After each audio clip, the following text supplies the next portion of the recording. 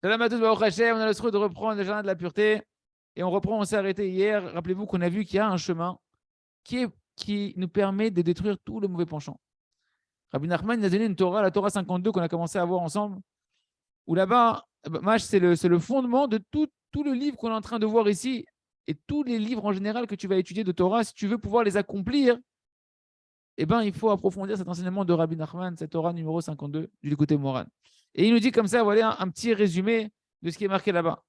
Par le fait qu'une personne, elle va commencer à s'isoler avec Hachem, se trouver dans un état où il est seul avec Kadosh Baruch Hu, qu'il n'y a pas de facteur perturbateur, et que là-bas, il va parler avec Kadosh Baruch Hu, avec son créateur. Grâce à ça, il nous dit Rabbi Nachman, il va mériter d'annuler tous les mauvais désirs, tous les mauvais traits de caractère qui sont à l'intérieur de lui-même, jusqu'à annuler toute sa matérialité et pouvoir réinclure son âme dans la racine de son âme dans Kadosh Baruch Hu. Et Rabbi Nachman, il explique, c'est-à-dire quoi, comment ça fonctionne. Au début, tu vas multiplier les prières et les conversations dans ta Hitbod des doutes, dans ton isolement, jusqu'à ce que tu permettes, jusqu'à ce que tu réussisses à annuler un mauvais trait de caractère ou un mauvais désir. Tu ne prends pas 36 sujets. Pendant un long moment, pendant des jours entiers, des semaines, des mois, tu vas prier que sur un seul sujet jusqu'à l'annuler complètement. Ce trait de caractère ou ce mauvais désir. Ici, nous, on travaille sur la débauche. Et ensuite, après, il va continuer à faire Hitbod des doutes, etc., jusqu'à annuler un autre mauvais trait de caractère et encore un autre mauvais désir. Et comme ça, me dit Rabbi Nachman, tu vas devoir avancer dans ta vie des longs moments comme ça à faire Hitbod des doutes.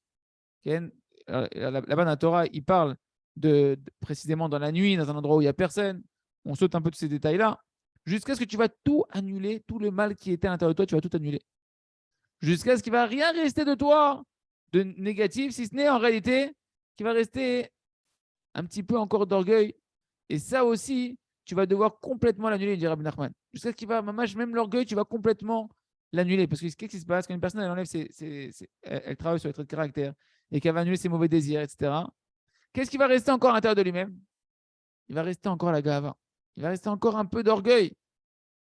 Que lui, il a l'impression, tu as vu, je suis un sadique, j'ai enlevé tous mes mauvais traits de caractère, tous mes mauvais désirs, c'est fin. D'accord, c'est fin. Mais ça aussi, Rabbi Nachman dit, il va falloir après aussi l'annuler.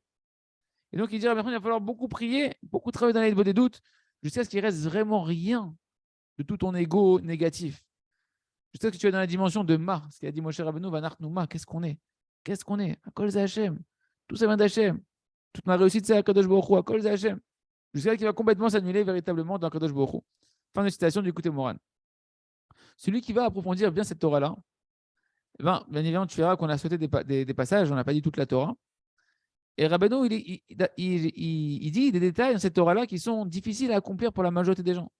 Qu'il faut faire une doute la nuit, après Chatzot, qu'il faut aller dans un endroit où il n'y a jamais personne qui va là-bas, donc il va falloir sortir avec la voiture loin, hein, sortir de la ville, dans des endroits où il n'y a personne qui sont là-bas, même dans la journée. Et là-bas, il dit qu'il faut prier extrêmement longtemps, des heures entières. À chaque fois que tu sors, tu vas prier 1 heure, 2 heures sur un sujet, sur un mauvais trait de caractère, sur un mauvais désir. Dit Makadosh Baruch Hu, dans sa miséricorde infinie, il nous a éclairé, en particulier, il a éclairé le Rav Arush, de comment pouvoir nous rendre accessible cet enseignement qui est la clé de pouvoir annuler tous les mauvais désirs, qui nous paraît des fois, attends, la nuit, il faut sortir en dehors de la ville, des heures entières sur un sujet. Rabbeinu Akadosh Baruch Hu, il a éclairé le Rav Arush, comment il va nous rendre accessible cette Torah-là. Comment faire ce qu'on a vu ensemble dans le livre Or Hadash, dans le livre À travers champs et forêts, une demi-heure de Hitbodedut tous les jours, focalisé sur un sujet. Et ça, d'expérience personnelle, le Rav nous dit. Et donc, et en regardant l'expérience de ce qui s'est passé avec tous les élèves et tous les gens qui ont suivi ce conseil-là, on voit de manière claire que cette demi-heure de travail, de prière sur un sujet, et en particulier ici, on va travailler sur les yeux, elle porte des fruits extraordinaires, même si tu ne fais pas être dans la nuit, même si tu ne fais pas être dans un endroit où il n'y a personne là-bas en dehors de la ville, bien que c'est idéal, ce qu'il dit Rabbi Nachman, c'est idéal, quelqu'un qui veut faire les choses, qui veut avancer extrêmement rapidement, qui fasse ça. Mais même si tu ne fais pas ça, que tu fais qu'une demi-heure dans la journée, même dans ta propre ville, etc., eh bien, mamash, ça permet à un homme de pouvoir annuler ses tahavotes, ses mauvais désirs, et donc de commencer à sortir de sa galoute.